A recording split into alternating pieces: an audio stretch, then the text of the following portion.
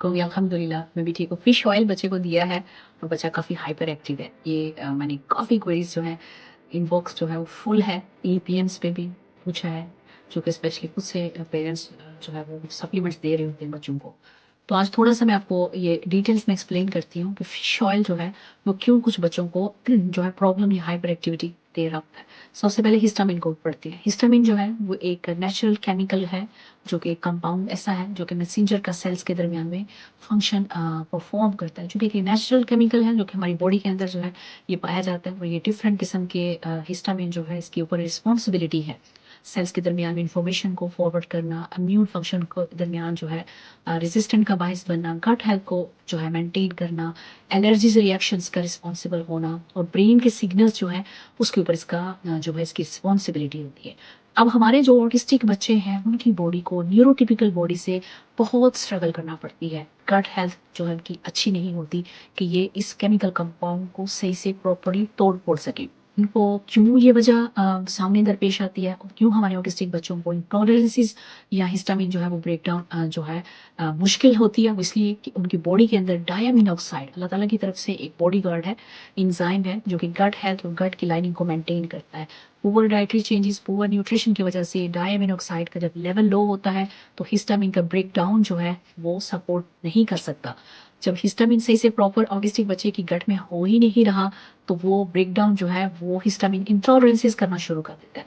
तो ये जो सेल के दरमियान में मैसेंजर है जिसका इतना बड़ा रोल है, इम्यून, गट, ब्रेन सिग्नल, तो जब ये डिस्टर्ब है, ओवर एक्टिव है, इंटॉलरेंसेस है, हमारे ऑटिस्टिक बच्चों को डिफरेंट किस्म के साइंस नजर आना जो है शुरू हो जाते हैं। पहला साइंस जो हमें नजर आता है उनके कान का सुर्ख होना, एलर्जिस रिएक्शंस का बार बार आना, loose diarrhoea, constipation, gas, bloating, रात को उठ जाना। ठीक है, उसके बाद वो कुछ भी खाते हैं तो फौरन एलर्जीज जो है उनके अंदर, स्किन चेंजेस का जो है हमें सामने उनमें नजर आता है। इसके अलावा उनके पुअर जो ब्रेन सिग्नल्स है, क्योंकि ये हिस्टामिन जो है वो उनकी काफ़ी रिस्पॉन्सिबिलिटी बॉडी में परफॉर्म करता है। तो इंटॉलरेंसेस जो है वो हमारे ऑटिस्टिक बच्चों को बहुत सेंसिटिव बना देता है। फिर जो फिश है वो एक ट्रिगर फूड है, यानी कि जो फिश ऑयल है वो कुछ ऑटिस्टिक बच्चों को ट्रिगर कर सकता है, स्पेशली उन बच्चों में जिसमें ये हिस्टामिन का प्रोसेस जो है वो सही से परफॉर्म नहीं हो रहा। जब सही से परफॉर्म नहीं हो रहा, उसका लेवल हाई है, ब्रेकडाउन सही से नहीं हो रहा, इंटॉलरेंसेस है, हम फिश ऑयल देते हैं तो वो मजीद ट्रिगर करता है जाके इम्यून फंक्शन को, मजीद एलर्जीज रिएक्शन, मजीद हाइपर एक्टिविटी, मजीद ब्रेन फॉग, मजीद उनकी नींद डिस्टर्ब होना शुरू हो जाती है। तो prior we started any kind of fish oil, prior we go for functional medicine, we need to put that child on a low histamine diet. We need to remove those all high histamine food जो कि histamine की breakdown में affect कर रहे हैं। तो diamine oxide को भी हम बैलेंस करेंगे, तो वो किस तरह से करेंगे? फर्मेंटेड फूड अगर पॉसिबल है, गुड क्वालिटी प्रोबायोटिक्स से, गट हेल्थ पे, जीएफसीएफ न्यूट्रिशन पे काम।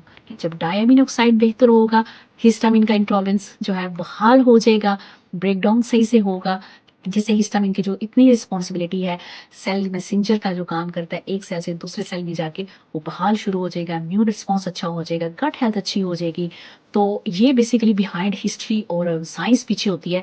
जब आपका बच्चा जो है वो फिश ऑयल लेने के बाद भागना शुरू कर देता है, रोना शुरू कर देता है, या उसकी नींद नहीं सही से आती, उसको हार्ट फ्लशेज आना शुरू हो जाते हैं, इट्स सेल्फ फिश ऑयल जो है वो वेरी सेफ होता है। लेकिन ये कुछ कुछ बच्चों में जिनमें हिस्टामिन का प्रॉब्लम आता है तो वहाँ पे ये बच्चों को घुमाना शुरू कर देता है।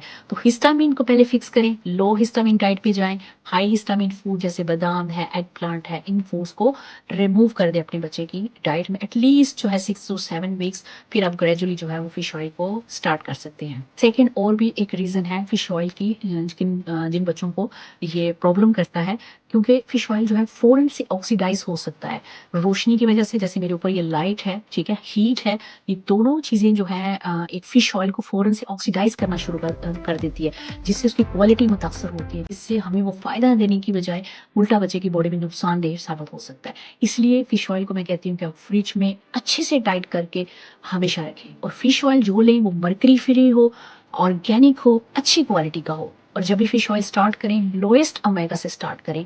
आप डेली बेशक ना दें, वीक में 3 to 4 टाइम्स दें, ठीक है। और अगर आपके बच्चों को हिस्टामिन का इशू है तो आप बेटर है कि पहले उसको फिक्स करें, फिर ग्रेजुअली लो ओमेगा बेबीज ओमेगा से आप स्टार्ट करके वीक में 2 से 3 दफ़ा दें, फिर एक दिन के गैप से दें, और फिर ग्रेजुअली जब आपके बच्चे का हिस्टामिन बैलेंस हो तो आप डेली बेसिस पे फिश ऑयल दे सकते हैं। तो ये रीज़न है आपके बच्चे का हाइपर एक्टिव होने का फिश ऑयल जो है देने से।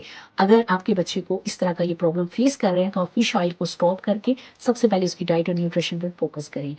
आई होप ये जितनी मैंने इन्फॉर्मेशन आपके साथ मेंशन किया है, आपकी एजुकेशन, आपके बच्चे को मैनेज करने में काफ़ी हेल्पफुल होगी। Thank you so much. अल्लाह हाफ़िज़।